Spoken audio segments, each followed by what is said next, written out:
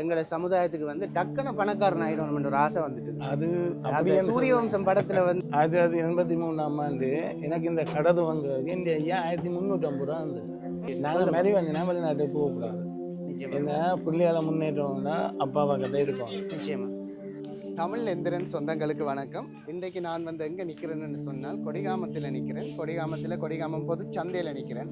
என்னத்துக்கு நிற்கிறேன்னு சொன்னால் தமிழ் எந்திரன் வந்து இந்த வெளிநாட்டு மோகம் பற்றிய எங்கட இருக்கிற இளைஞர்களுக்கு வந்து ஒரு வித்தியாசமான எண்ணக்கருக்களை விதைச்சு கொண்டு வரேன்.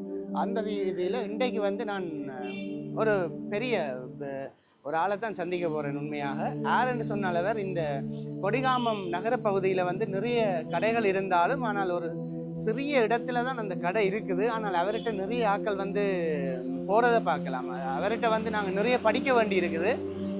நான் வந்து எங்களோட அம்மா வந்து இந்த கொடிகாமத்தை பூர்வீகமாக கொண்டவர். அப்போ சிறிய வயதிலிருந்தே வரைக்கே எனக்கு நீண்ட காலமாக இவர் தெரியும். வேறு யாரும் இல்லை, இந்த கொடிகாமத்திலேயே நிறைந்த மக்கள் கூட்டத்தை செல்வாக்கூடிய ஒரு ஆளை தான் நான் வந்து சந்திக்கிறேன். யாருன்னு சொன்னால் திலக்கடை சிறியண்ணேட்ட தான் வந்திருக்கிறேன். என்னத்துக்கு வந்திருக்கிறேன்னு சொன்னால் அவர்கிட்ட நிறைய அனுபவங்களை நான் கேட்டு தெரிஞ்சு கொள்ளலாம். எதிர்காலத்தில் இந்த வியாபார ரீதியான எண்ணக்கருக்களுடைய எங்களோட இளைஞர்கள் மத்தியில் சில தகவல்களை அவர் மூலமாக பரிமாறலாம். அந்த வகையில் வெத்திலக்கடை சிறியன் இந்த கடைக்கு தான் வந்திருக்கிறேன். வாங்க தொடர்ந்து காணொலிகள் என்ன நடக்குதுன்னு பார்க்கலாம். தமிழா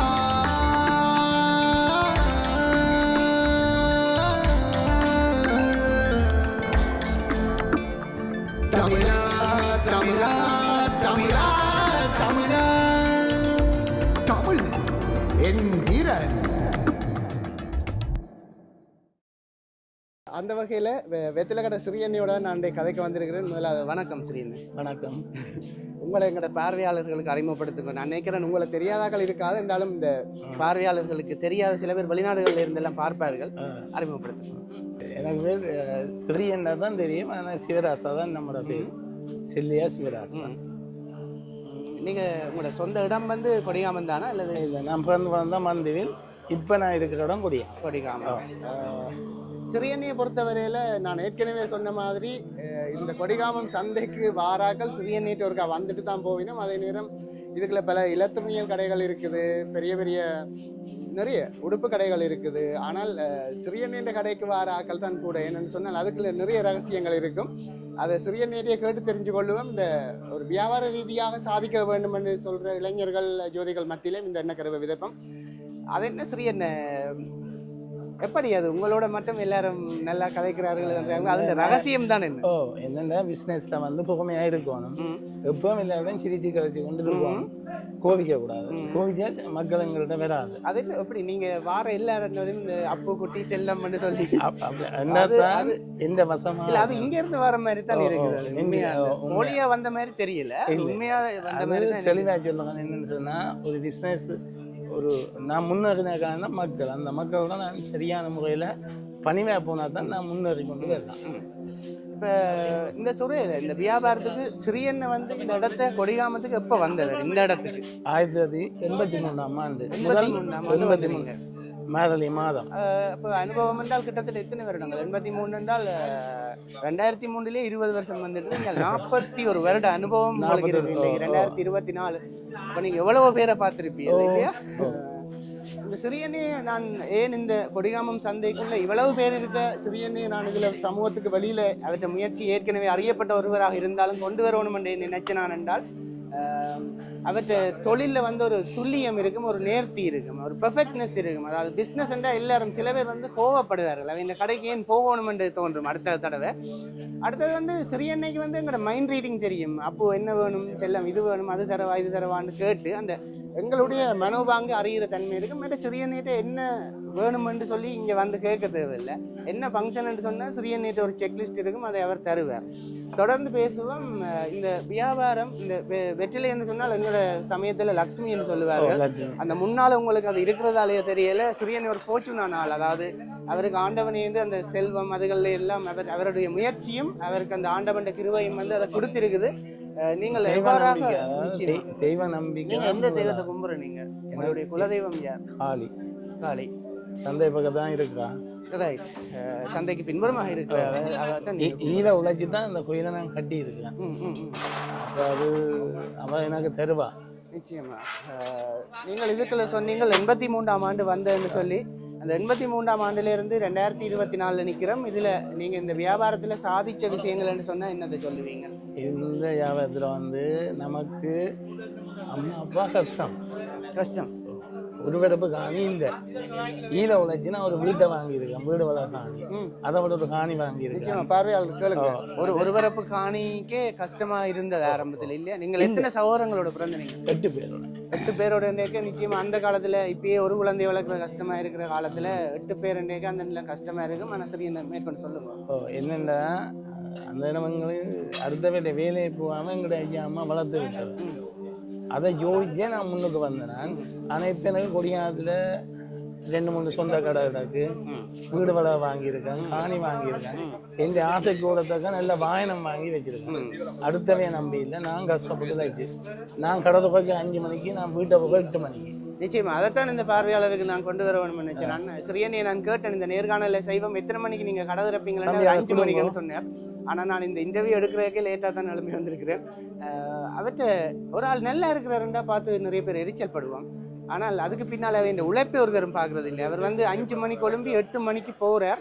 அது மட்டும் இந்த கடைக்குள்ளே நிற்கிந்து அவர் ஒவ்வொரு விஷயங்களையும் பார்த்து இதில் எல்லாம் வராது நெச்செடுத்து அவர் அதுகளை தயார்படுத்த வேணும். நிறைய வாழைக்குலை, ஒவ்வொரு பல வகைகள், வெற்றிலை அப்படி தயார்படுத்த வேணும். அதுக்கு பின்னால் உழைப்பு இருக்குது. கோயிலுக்கு சாமான் கட்டணும், சித்தப்பட்டுக்காக என்ன நம்பி வருவினம், அப்போ அப்படி என்ன நம்பி வாங்கலாம் கூட. அப்போ நாம் விலைக்கு வந்தால் அந்த பிரச்சனை முடிக்கும். நிச்சயமா. இப்போ அடுத்த ஒரு கேள்வியாக கேட்போம்னு நினைச்சேன். நான் உங்களுடைய குடும்ப பின்னணி பற்றி எனக்கு ஓரளவு தெரிந்த வகையில் உங்களுடைய பிள்ளைகளை கூட நீங்கள் ஏண்டா தம்பி வெளிநாட்டுக்கு போறீர்கள், இங்கே இருந்தே சீவிக்கலாம்னு சொன்னதான் நான் கேள்விப்படுறேன். அந்த சம்பவம் உண்மையா? இல்லை, உண்மைதான். உண்மை. என்ன பிரச்சனைன்னு சொன்னா எங்கே சொத்து வெளிநாட்டுக்கு போகணும்னு நினைக்கிறாங்களே கேளுங்க. எங்கே கடை இருக்கு. அப்போ நான் சொன்னேன்டா, அப்பா உங்களுக்கு என்ன விருப்பமோ அந்த கடை போட்டு தரலாம். அப்போ அவங்க சொன்னாங்க, என்ன சொன்னா, அப்போ நாங்கள் படித்த படிப்புக்கு இனிமேல் இங்கே உழைக்கல. அது சரி, அது அவர்களுடைய விருப்பம். நான் இருந்தாலும் கொண்டு வருவேன். சரி, 2 பேர் கனடா போயிட்டோம். ஒரு ஆள் சாஃப்ட்வேர் இன்ஜினியர் கொழும்பில், அவருக்கும் வேண்டிய எல்லாம் செய்து விட்டுருக்கேன். நான் கஷ்டப்பட்டு வச்சு தான் இந்த பிள்ளையெல்லாம் படிப்பிச்சு வெளிநாட்டுக்கு அனுப்பினது. யார்டையும் கடமைப்பட்டோ எனக்கு யாரும் ஹெல்ப் பண்ணவே இல்லை. எந்த முயற்சிலாம் இதைதான் கேளுங்க. இப்ப நாங்க மற்றவர்கள் உதவி செய்யலன்னு சொல்லி அவர்கள் கோவப்படுவோம். என்ன அவர் வெளிநாட்டுக்கு எடுத்து விடல, இவர் எடுத்து விடலன்னு சொல்லி கோவப்படுவோம். ஆனால் சிறியண்ண தண்ட முயற்சியால தான் யார்கிட்டையுமே கையேந்தாம முன்னேறி இருக்கிறார். இப்ப சிறியண்ண எல்லா படிகளுக்கும் அல்லது எங்களோட சமுதாயத்துக்கு டக்குன்னு பணக்காரன் ஆயிடும் ஒரு ஆசை வந்துட்டு. அது சூரிய வம்சம் படத்துல ஒரு நட்சத்திர ஜன்னலில் அந்த பாட்டு முடிய பணக்காரன் ஆயிடும் 5 நிமிஷத்துல. அப்படி ஆகலாமா? அது அப்படி ஆகனா பொய் வேலை அப்படி என்ன இப்ப செய்யற அந்த கெட்ட தொழில்கள் செய்தாதான் முன்னுக்கு வரலாம். அதான் இப்ப அது நிலைக்காது. அது இப்ப நிறைய ஆக்கள் இப்ப அதை இதை கடத்தி முன்னேறணும்னு நினைக்கணும். அதைக்கு நீங்க என்ன சொல்றீங்க? அது சரியான புல எங்களோட சமுதாயத்தை சீரழிச்சு தான் முன்னுக்கு வரணும். அதனால எத்தனையோ இளைஞர்கள் கெட்டு போவார்கள். நீங்க இப்ப இருக்கிற நிலைக்கு வரைக்க அது ஒரு ஸ்லோவான ப்ரோசஸாக இருந்திருக்கும். ஒவ்வொரு நாளையும் உங்களை நீங்கள் தான் மோட்டிவேட் பண்ணியிருப்பீங்களான்னு தெரியுது, வேற ஆக்கள் இல்லை. எப்படியான மோட்டிவேஷன்ல நீங்க அதை கடந்தீங்களா ஒவ்வொரு நாளும்? எப்பயோ ஒரு நாள் நான் இப்படி வந்திருப்பேன் நீங்களே சொல்லுங்க. எனக்கு அந்த நம்பிக்கை இருந்தது. என்ன சொல்லுங்க, நெப்பீங்களா அடிக்கடி? அது 83ஆம் ஆண்டு எனக்கு இந்த கடை வாங்குறதுக்கு இந்த ஐயா 1350 ரூபா இருந்தது. 1350 ரூபா. ஓகே. அப்போ அவன் என்ன 2000 ரூபா தான். 2000 ரூபா. அதை வச்சு தான் முன்னுக்கு வந்தேன். நான் ஒரு 2-3 வருஷத்துக்கு முன்னுக்கு வந்துட்டேன். யுத்தம் இல்லாட்டா இன்னும் கூட வந்துருக்கேன். ஆனா அந்த நம்பினீங்களா அதை இல்லையா? நாங்க முன்னேறணும் நம்பிக்கை இருந்தது. அந்த நம்பிக்கை தான். இப்ப நாங்க நாசமா தான் போறோம், கெட்டு போறோம்னு சொன்னா கெட்டு தான் போவோம். சிறியனை ஓப்பனா சொல்றாரு தான் அதை நம்பினேன்னு சொல்லி. இப்ப நாங்க ஒவ்வொரு நாளும் கடை கேட்கும் எங்களுக்கு சில கஷ்டங்கள் இருக்கலாம், ஆனா நாங்கள் நல்லா இருப்போம்னு சொல்லி நம்ப வேணும். நான் ஏன் இந்த கண்டென்ட் உங்கள்கிட்ட கேட்கணும்னு நினைச்சேன்னா, நானும் ஒரு 2 வருடமா வெளிநாட்டுக்கு போகணும்னு சொல்லி இந்த பிஹெச்ஐ வேலையை விட்டுட்டு போகணும்னு சொல்லி நினைச்சிட்டு இப்போ ஒரு 2 வருஷத்துல ஒரு கலங்கி தெளிஞ்ச ஒரு தெளிவில் இனி போகவே கூடாது, என்னால் இங்கே சாதிக்க முடியும்னு சொல்லி உங்களை மாதிரி ஆக்களோட கதை கேட்க எனக்கு ஒரு மோட்டிவேஷன். வெளிநாட்டுக்கு போகக்கூடாது. என்ன பிள்ளையால முன்னேற்றம்னா அப்பாவா கதை இருக்கும். நிச்சயமா வெளிநாடுன்றது இப்ப தனியாவே காசு மட்டும் இருந்தால் வாழ்க்கை நினைக்கிறீங்களா நீங்கள்? அதான் நீங்க அதை மறுப்பீங்க. அதாவது மறுக்கிறேன். ஏன்னு சொல்லுங்க, இலங்கை மாதிரி ஒரு நாடு இல்லை. நிச்சயமா. மற்றது வெளிநாட்டுக்கு காசுக்கு தான் போயினவே தவிர நிம்மதிக்கு போயில்லை. நிம்மதி கிடைக்காது. ஆனால் காசு இருக்கும், ஆனால் நிம்மதியாக இருக்குது. அந்த வகையில் ஒரு அவற்றை டைமில் ஒரு பிஸியான டைம் இது. நான் கேட்ட உடனே ஓமண்டு அதுக்கு என்ன வாங்க செல்லமென்று சொல்லி இந்த நேர்காணலை வழங்கியமைக்காக தென்மராட்சி மண்ட ஒரு உண்மையான ஒரு வியாபார ரீதியான ஒரு அடையாளம், இந்த கொடிகாமம் சந்தைகளில் இருக்கிற ஒரு மூத்த வியாபாரி சிவராசாயனால என்று கூப்பிட்றவற்ற பேரை தான் சிறியன்னைக்கு எங்களை தமிழ் எந்திரன் யூடியூப் தளம் சார்பாக மனமார்ந்த நன்றிகள். இந்த நேர்காணலை வழங்கியமைக்காக மீண்டும் நன்றிகள் ஐயா. நன்றி நன்றி நன்றி. வணக்கம் அண்ணா. வணக்கம். சிறியன்னைட்ட என்ன வாங்க வந்தீங்க? நான் ஸ்ரீயன்ட்ட கோயிலுக்கு அபிஷேக சாமான் வந்தேன். அபிஷேக சாமான் வளமையாக நான் அவரிடம் என்ன சாமான்டாலும் வெத்தில பார்த்து பழம் என்றாலும் இன்னும் ஜாமான் அதை வந்து பண்ணுறது. சரி, இவ்வளவு கடைகள் இருக்கு. சிறியன்னைட்ட பிடிச்ச விஷயம் என்ன? அது நாங்கள் அந்த காலத்துலேருந்தே இந்த பெருமை எங்கள் அப்பாவில இருந்து எல்லாருமே வந்து வேண்டி அது நம்பிக்கை. அவர்கிட்ட வந்து இந்த சாமான் சொன்னால் அவர் அதுக்கு சாமான் தருவார் எங்களுக்கு. அதாவது அவருடைய அனுபவத்தில் வந்து நீங்கள் என்ன தேவைன்னு கேட்டால் அவருடன் அதை அப்படி எடுத்து தருவேன். செத்த வீட்டுக்கோ அல்லது ஒரு அந்தி அடிக்கோ என்ன சாமான் இங்கே வந்து அவர் ஃபுல் பேக்கேஜோட போகலாம். அப்படி அபிஷேக சாமான் அவர் அவ்வளோ சாமானும் தருவார் எங்களுக்கு ரெடியா. உங்களோட பார்வையில் சிறியன்னையோட வெற்றிக்கு காரணம் அமைதுன்னு நீங்கள் என்ன நினைக்கிறீங்க? அது அவர்கிட்ட தொழில், நேர்மை, தொழில் பக்தி. தொழில கவனம் இல்லையா? அந்த தொழிலில் வியாபாரத்தில் சரியான கவனம். மற்ற கொடியான் சந்தைக்கு உடிக்க 4 மணிக்கு வர நல்லா வேற தான் இருக்கும். வந்து கேட்டுக்கிறாங்க வேற தான் இருக்கும். நிச்சயமா நிச்சயமா. நன்றி அண்ணா உங்களுடைய கருத்துக்கு.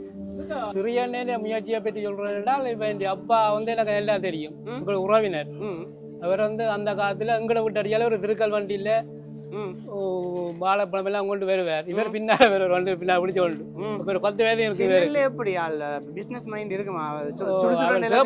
வண்டியால் அவருக்கு ஒரு சின்ன ஒரு மைண்ட் இருந்தது. இருந்தது. ஓ இவரை பேர் சொல்றேன்னா அதை கணக்க சொல்லலாம். சொல்லுங்க.